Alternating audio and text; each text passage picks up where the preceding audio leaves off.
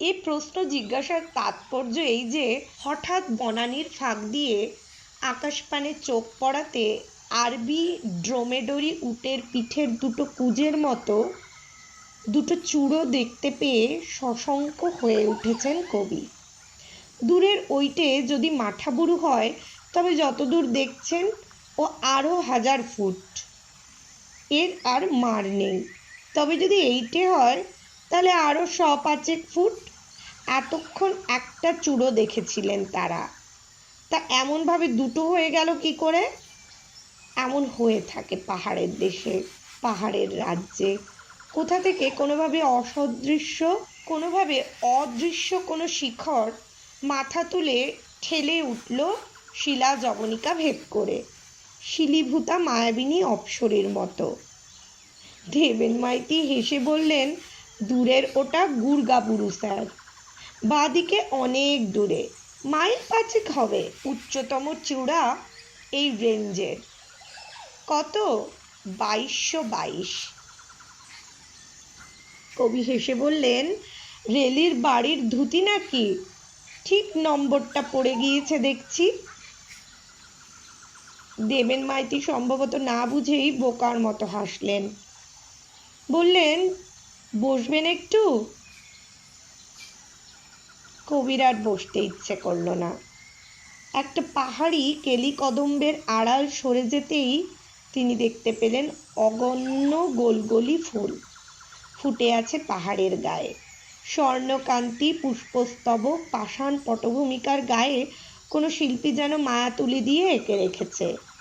সুদূর পর্বতভূমির স্বপ্ন যখন দেখেছেন বাংলাদেশের বর্ষা বাদলে ভেজা হয়তো একঘেয়ে দিনমানের শেষ প্রহরে, কোথা থেকে মন উদয় হয়েছে রুক্ষ ব্যাসল্টের স্তূপে নিষ্পত্র শুভ্রকান্ত বৃক্ষে এই পীত পুষ্পস্তবকের ছবি, তাদের সে অপূর্ব ইঙ্গিত। সে স্বপ্নশীতের দেশ থেকে এসে লেগেছিল উদ্ভিদ বিজ্ঞানবিদ হুকারের চোখে। হিমালয়ের বন প্রদেশের বহু ম্যাগনোলিয়া, বহু রক্ত রডোডেনড্রনের মোহ ছাপিয়ে জয় করেও ছোটনাগপুরের পর্বতারণ্যের এই ফুল যে স্থায়ী প্রভাব এঁকে দিয়ে গিয়েছিল তার মনে, হুকারের বইতে, তার নিজের হাতে আঁকা গোলাগুলি ফুলের ছবিতে তার প্রমাণ আছে। দেবেন মাইতি শুধু বোঝে এত কিউবিক ফুট মাটি বা বালির কাছে হয়েছে, এত নম্বরের কুলির গ্যাং এত নম্বরের খাটালে কাজ করেছে, মজুরির সঙ্গে অন্যান্য খরচ ধরে মালের দরের পর্তা কত হয়, পুরুলিয়ার বিহার ন্যাশনাল ব্যাংকের খাতায় কত জমা পড়ল। গোলগলি ফুলের পিত পাপড়িতে যে স্বপ্ন আপনাতে আপনি মুক্ত, এমনিতর মুক্ত আকাশের তলায় পর্বত রাজ্যে তার যে অলেখা বাণী প্রাণের কানে অক্ষান্ত চঞ্চলতা এনে দেয়। বেচারি দেবেন মাইতির কানে সেসবের খবর পৌঁছয়নি। এবার দেখা গেল একদল কুলি মেয়ে নেমে আসছে, ওদের মাথায় কাঠকয়লার ঝুড়ি।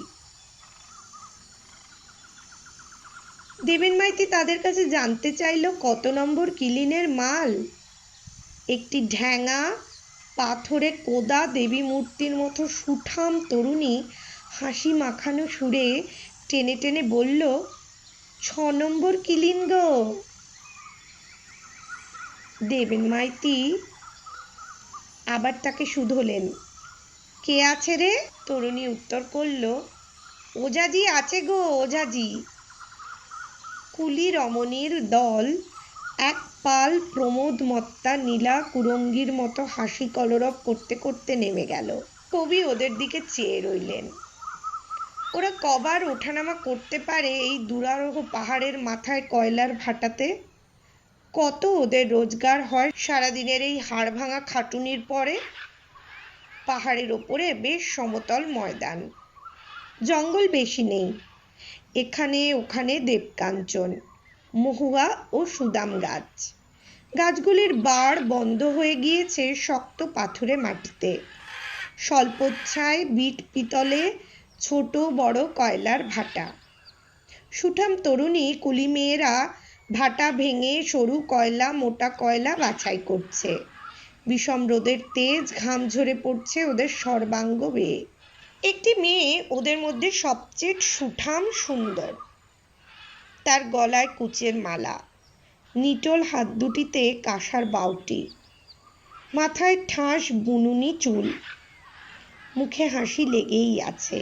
কবি জিজ্ঞাসা করলেন, কি নাম রে? মেয়েটি খিলখিল করে হেসে উঠল, কিন্তু তার কথার কোনো জবাব দিলেন না। পাশের মেয়েটি বললে, ও তোদের হিন্দিবাদ বুঝতে পারবে? ওয়াকার বাপের ঘর রাঁচি। ভালো রে ভালো। হিন্দি কখন বললাম? যে মেয়েটি বাংলা ভাষায় জবাব দিলে তারও তো বোঝা উচিত ছিল। দেবেন মাইতি হেসে বললে, শুনুন গল্প। এক সাহেবের বিশ্বাস তিনি ভালো উড়িয়া শিখেছেন। উড়িষ্যার এক পল্লী গ্রামস্থ পাঠশালা পরিদর্শনে গিয়ে তিনি ঘণ্টাখানেক ধরে উড়িয়া ভাষায় ছাত্রের কর্তব্য সম্বন্ধে অনেক ভালো ভালো কথা বলবার পরে পাঠশালার উড়িয়া গুরুমশাই হাত জোর করে বললে, হুজুর, একটা কথা আছে। আমার পাঠশালার এই ছাত্ররা নিতান্তই পাড়াগে। এরা হুজুরের হিন্দি কথা বুঝতে পারছে না। সাহেব তো অবাক। ছাত্রদের কথা চুলোয় যাকগে, গুরুমশায়ের তো বোঝা উচিত ছিল তিনি কি ভাষায় এতক্ষণ কথা বলে গেলেন অনর্গল। দেবেন মাইতি একজন লোককে বললে, হো ভাষায় ওকে জিজ্ঞেস করো ওর নাম কি। প্রশ্ন করা গেল। এবার উত্তর দিলে মেয়েটি, তার নাম বুধনি কুই। সে ঝুড়ি পিছু 6 পয়সা রোজগার করে। সারা দিনে 6 বারের বেশি ওঠানামা করা তার পক্ষে সম্ভব নয়। 6 বার ওঠানামা মানে 6 বার ওঠা 6 বার নামা। কি কাণ্ড! এই দুরারোহ মাঠাবুরু শিখরে 6 বার ওঠা যে কি কঠিন পরিশ্রমের কাজ তা কেউ বুঝতে পারবে না যে নিজে অন্তত একবারও না উঠেছে। পা কি আর থাকে তার পরদিন? এর চেয়ে কেদার বদ্রী যাওয়া বোধ করি সহজ। আর এইসব সুঠাম তরুণীর দল আদমন 30-এর কাঠকয়লার ঝুড়ি মাথায় হাসি মুখে দিব্যি উঠছে নামছে। যে কঠিন লোহার পাথর দিয়ে মাঠাবুরু গড়া, সেই ধাতুর শক্ত উপাদানে তৈরি হয়েছে ওইসব হো ও বাউরি মেয়েদের হাড়। নমস্কার করি শক্তিময়ীদের উদ্দেশ্যে। দেবেন মাইতি বললেন, মজুরি সস্তা বলেই তো এখানে কাঠকয়লা পুড়িয়ে 2 পয়সা থাকে। ওপরে দেখবেন অনেক ভাটা আছে। 9.5 আনা মন আর কোথাও পাবেন না ও জিনিসের। কবির উৎসাহ অনেক কমে গিয়েছে। দেবেন মাইতি যা বলছে তা করতে গেলে অনেক লোককে ফাঁকি দিতে হবে। তারা 7-8টা ভাটা দেখলেন। দেবেন মাইতি ফিতে বার করে কত হাজার কিউবিক ফুট কাঠকয়লা এখানে পাওয়া যেতে পারে তার হিসাব করতে বসলেন। কবি শুধু ভাবছেন মজুরি বড্ড কম। দেবেন মাইতি তার মুখের দিকে চেয়ে বললেন, আজ্ঞে মানে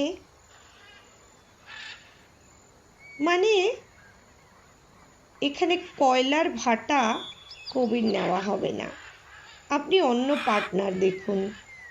আপনি মজুরির রেট বাড়িয়ে দিন না, দিন 7 পয়সা করে। তাতেও আপনার মন খুঁতখুত করে, দিন 7.5 পয়সা। কেমন হলো তো? ওসব কবি টবি লোক নিয়ে কি বিজনেস চলে স্যার? ও আমি বুঝতে পেরেছি। 5 দিন পরে একটা ব্যাপার ঘটে গেল। 6 পয়সা থেকে মজুরির রেট বাড়িয়ে 3 আনা করা হয়েছে। দেবেন মাইতি হাত পা ছুড়ে চিৎকার করেছিল,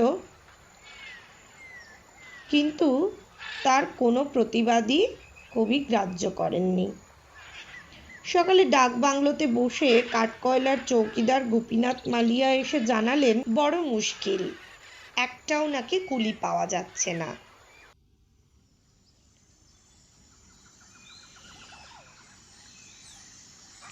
গোপীনাথ মালিয়ার কাছে কবি জানতে চাইলেন, মজুরি কি আরো বেশি চাইছে? কিন্তু গোপীনাথ তাকে একবার সেই স্থানে নিয়ে যেতে চাইলেন। কবি চললেন গোপীনাথ মালিয়ার পিছু পিছু। ডাকবাংলো থেকে বার হয়ে কিছু দূরে বাঘমুন্ডি ঝাল পাকা সড়কের ওপর নিমডি গ্রামে কুলিদের বাড়ি।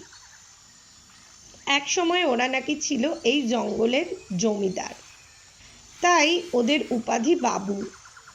এখনো সকলে গুপি বাবু বলেই ডাকে। কিছু দূর নিয়ে নিমডি গ্রামের বাইরে বাটাইজোড় নদী বা নালা বা ঝর্ণা যাই বলা হোক না কেন, তারই ধারে একটা বড় অর্জুন গাছের তলায় গ্রামের ভাটিখানা। মহুয়া মদ, চোলাই ও ক্রয় বিক্রয় হয়। সেখানে গিয়ে দেখা গেল কয়লা ভাটার মেয়ে পুরুষ সব কুলি নেশায় অজ্ঞান হয়ে পড়ে আছে।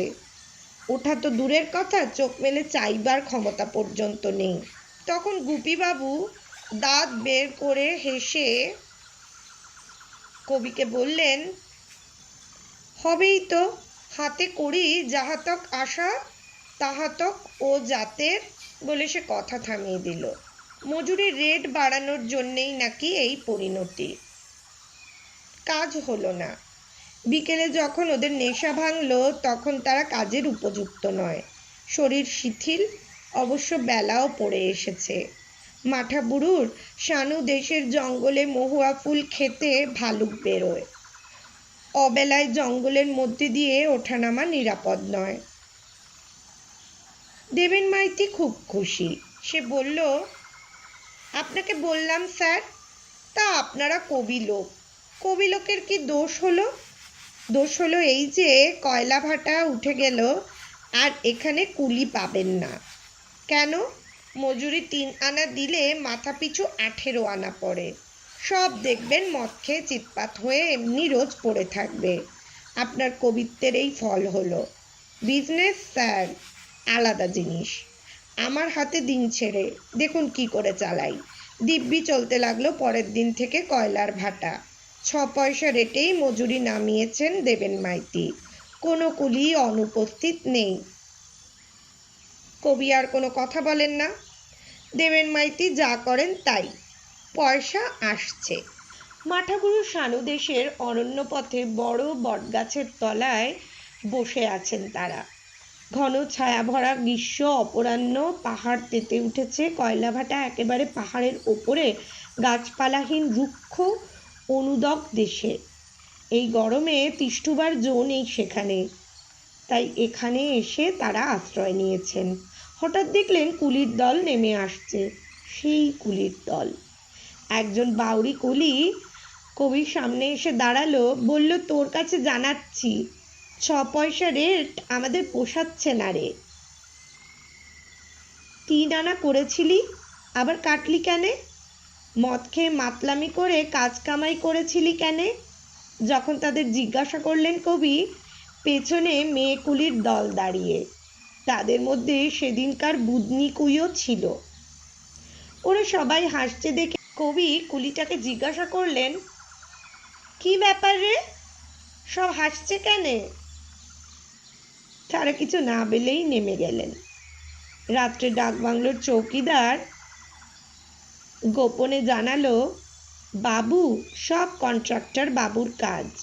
5 টাকা খরচ করে নিজের ট্যাগ থেকে বিলকুল সব মদ খাইয়েছিল সেদিন। নইলে আপনি মজুরির রেট কমাবেন না। আপনার শুধু এই মাঠাবুড়ুর ভাটা, ওর সঙ্গে ভাগে। কিন্তু ও বাবুর এই অঞ্চলে আরও অমন কত জায়গায় ভাটা। মজুরি রেট বাড়ালে ওর লোকসান কত, কুলিরাও সেটা জানে, তাই জেনে শুনে হাসছিল। আপনার কাছে রেট বাড়াবার কথা বলে হাসছিল। আমি সব শুনেছি। কবির এতে লাভ ছাড়া ক্ষতি নেই। অথচ যারা সত্যিই ঠকেছে এই ব্যাপারে, তারা পরের 5-6 দিন ধরে কবিকে দেখলেই হাসে, গা ঠেলাঠেলি করে পরস্পরের, যেন কবিকে খুব বোকা বানিয়েছে। তাদের দলের সেই তরুণী বুদনিকুই এ কাজে অগ্রণী। এই সরলা বন্য বালাদের কবি কি করে বোঝাবেন? দেবেন মাইতির জয় হোক, মাঠাবুরুর কয়লা ভাটার মহাজন বলরামপুরের বিরিজলাল ঘনশ্যাম দাসের 33.5% মহাজনীর জয় হোক। বন্ধুরা, এই গল্পটা শুনেই তোমাদের নিশ্চয়ই ইচ্ছে করছে একবার এই কয়লা খনিগুলোতে ঘুরে আসতে। তবে যাও না, গরমের ছুটিতে ছোটনাগপুর মালভূমির এই ছোট্ট জঙ্গলগুলোতে খুব ভালো লাগবে। আর তোমাদের সেই ঘোড়ার গল্প শোনার অপেক্ষায় রইলাম আমরা গল্প আসনে। আশির চা, এই গল্পটা তোমার কেমন লেগেছে? খুব ভালো লেগেছে বন্ধুরা। যদি তোমাদেরও এই গল্পগুলো ভালো লাগে তাহলে লাইক, সাবস্ক্রাইব আর শেয়ার করে কমেন্টে জানাও কি কি নতুন গল্প শুনবে। ঠিক, তাড়াতাড়ি জানাও আমাদের কি কি নতুন গল্প শুনবে।